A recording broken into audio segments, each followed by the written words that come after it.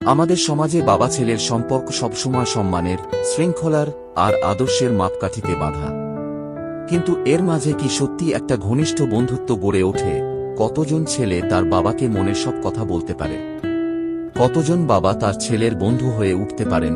যেখানে বন্ধুত্ব আছে সেখানে সম্পর্ক গভীর হয়। কিন্তু বাবা ছেলের মধ্যে এই বন্ধুত্ব কি সম্ভব? আজকের এই আলোচনায় আমরা জানব কিভাবে বাবা ছেলের সম্পর্ককে আরও গভীর, আরও আন্তরিক করা যায়। ভিডিওটি শেষ পর্যন্ত দেখুন এবং সাবস্ক্রাইব করুন। বাবা শুধু একজন অভিভাবক নন, তিনিও হতে পারেন সবচেয়ে বড় বন্ধু। ভারত এমন একটি দেশ যেখানে ঐতিহ্য ও মূল্যবোধকে অত্যন্ত গুরুত্ব দেওয়া হয়। এখানে পারিবারিক সম্পর্ককে বিশেষ সম্মান দেওয়া হয় এবং বাবা ছেলের সম্পর্ক তার অন্যতম গুরুত্বপূর্ণ অংশ। তবে এটা সত্য যে ভারতীয় সমাজে এক কিশোর ছেলে তার বাবার সঙ্গে মনের কথা সহজে বলতে পারে না। এর পিছনে অনেক সাংস্কৃতিক ও সামাজিক কারণ আছে যা গভীরভাবে বোঝা দরকার। ভারতীয় সমাজে বাবা একজন কঠোর, শৃঙ্খলাবদ্ধ ও আদর্শবান ব্যক্তি হিসেবে বিবেচিত হন। বাবার স্থান পরিবারে সর্বোচ্চ এবং তার সিদ্ধান্ত চূড়ান্ত বলে ধরা হয়। ছোটবেলা থেকেই সন্তানদের শেখানো হয় যে তারা বাবা মায়ের প্রতি শ্রদ্ধাশীল থাকবে, তাদের আদেশ মেনে চলবে এবং সর্বদা তাদের সম্মান করবে। তবে এই শ্রদ্ধা অনেক সময় সম্পর্কের মধ্যে দূরত্ব তৈরি করে দেয়। ভারতীয় সমাজে বাবা পরিবার প্রধান হিসেবে দেখা হয়, যিনি শুধু অর্থনৈতিক দায়িত্বই পালন করেন না, বরং সামাজিক মূল্যবোধও বজায় রাখেন। বাবা থেকে আশা করা হয় যে তিনি সন্তানদের শৃঙ্খলাবদ্ধ রাখবেন, তাদের সঠিক পথ দেখাবেন এবং তাদের নিরাপত্তা নিশ্চিত করবেন। কিশোর বয়সে ছেলে তার নিজের অস্তিত্ব খুঁজে পাওয়ার চেষ্টা করে। এটা আত্মোন্বেষণ এবং বাইরের জগৎ বোঝার সময়। কিন্তু যদি সে বাবার সঙ্গে খোলাখুলি কথা বলতে না পারে, তাহলে সে একাকিত্ব অনুভব করতে পারে।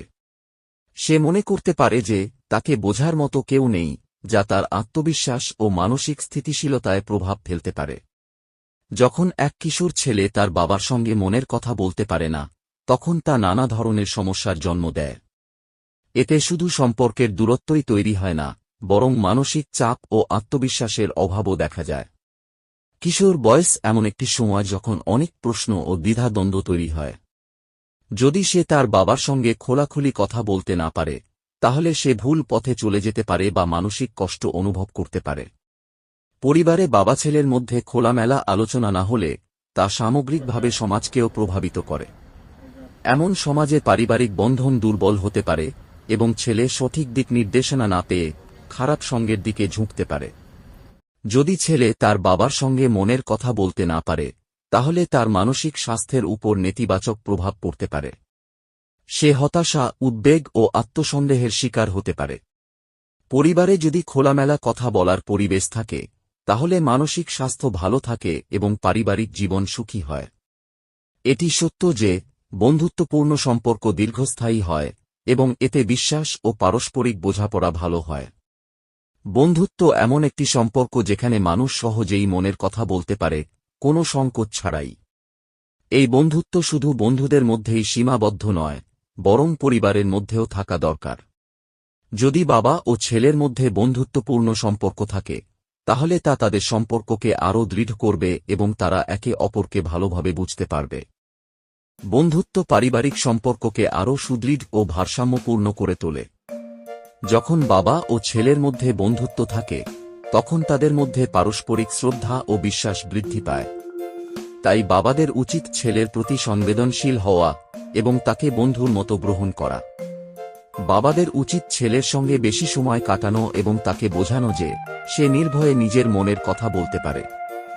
বাবা ও ছেলেকে তাদের অনুভূতি প্রকাশ করার অভ্যাস গড়ে তুলতে হবে, যাতে তারা একে অপরকে আরও ভালোভাবে বুঝতে পারে। যদি বাবা ও ছেলের মধ্যে বন্ধুত্ব তৈরি হয়, তাহলে তাদের সম্পর্ক আরও দৃঢ় হবে।